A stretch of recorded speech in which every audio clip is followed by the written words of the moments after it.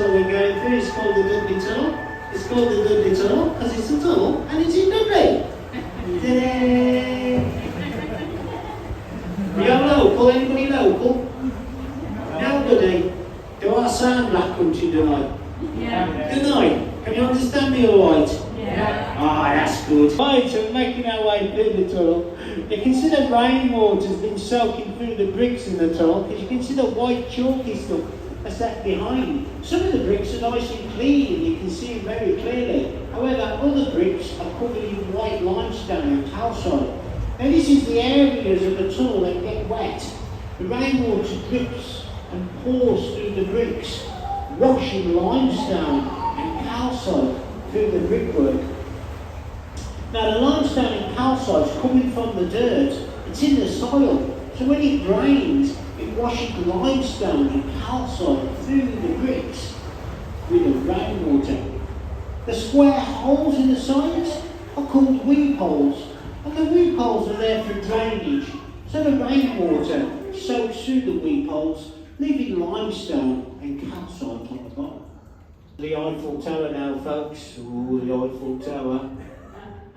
It's called that because you'll get an eyeful if you look up here. It'll be up there sometimes. Right, so we're coming back outside. On the left-hand side is flooded mine. You know, I ain't going to tell you why it's called that. It's just, well, it's a mine and it's flooded. Flooded mine, left-hand side. Tipton mines on your right. And both limestone mines. In fact, two of the oldest in Dudley. You can see how a boat would have been tied up outside each mine and the boats were filled with limestone. It did have a roof on it. Whoever the miners blew the roof off 180 years ago. Right, now, I blew the roof off because it come in a bit unstable. In fact, a part of the roof collapsed, killing the foreman in Churchill Basin. So the miners decided to blow the roof off just to be on the safe side. Now we're just catching the sides here, folks. Just pick the ute, you never know. Might be a swan pedalo coming around the corner. Turning left into Castlemill Basin, on the right hand side you'll see a tunnel called the Wren's Nest Tunnel. Now the Wren's Nest Tunnel goes for a third of a mile into an hill called the Wren's Nest Hill. And now the Wren's Nest Hill tunnel takes you into the Seven Sisters limestone mines. It's been 1928 when a boat last went down there. And hopefully in the future, with any luck, we'll go down there again. It's just going to cost us £28 million to reopen.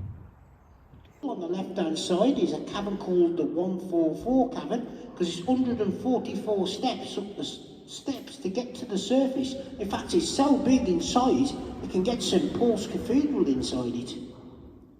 So some caverns are absolutely massive. The one next door is bigger than this one. You can see above your heads the pillars that hold the roof up. And above the pillars that hold the roof up is the upper gallery where the miners dug out the drift mine into the side of the hill. Once the drift mine was dug out, the floor of the mine was removed and the miners would come down between the pillars to dig this out by hand. Just at the back there, you can actually see the entrance to the surface. You can see the metalwork and the light shining through the sheets. Just imagine the wind blowing through there and blowing around these columns, making a singing noise. Must have sounded amazing 200 years ago. Down on the right hand side, let me just knock off the lights, because I'm going to show you Earth's Cavern. I'll put the light back on now, I've gone past it. Sorry, I'll get blinded. So on the right hand side, you will see Earth's Cavern. You can see the miners working in candlelight, and you'll also see my mate Arthur. Ta-da! Arthur there, loading the boats with limestone. You can see how the boat should have been tied up 200 years ago, so you park your boat up there like this, tie it up against the wall, nice and tight, and Arthur would fill your boat up. Everybody's got a photograph of the Shirts Mill construction shaft. There you go. You can see how the rainwater's been running down that shaft leaving the limestone and calcite sticking to the sides.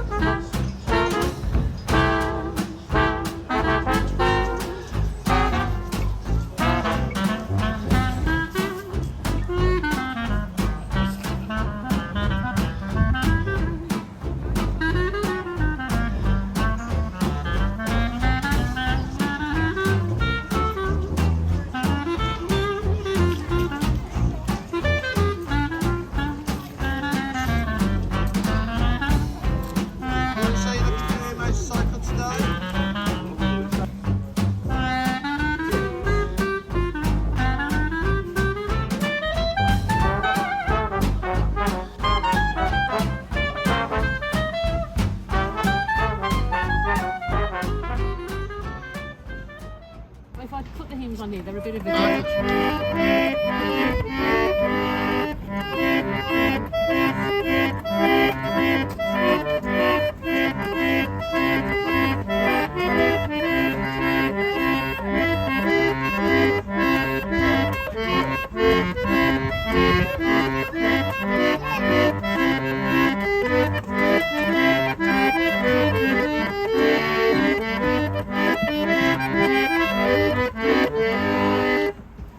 Brilliant, thank you. 1875 and still working. 1875, Careful wow. on those steps, darling. That's cool, isn't it? That's Yeah. brilliant.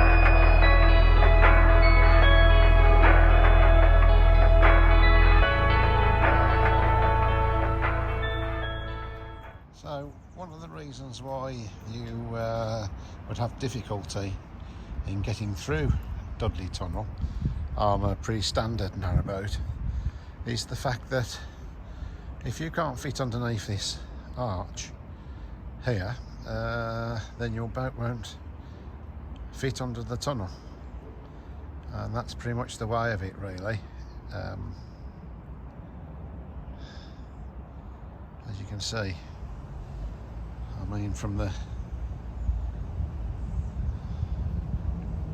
ground to the top of the arch there, I'm just thinking it might be about 4 foot, 4.5 foot.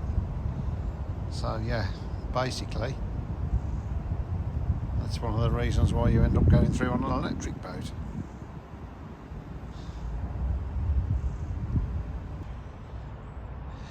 So there we are. That was the Black Country, and what an absolute wonderful time we've had in there, what with the tunnel and in the museum itself.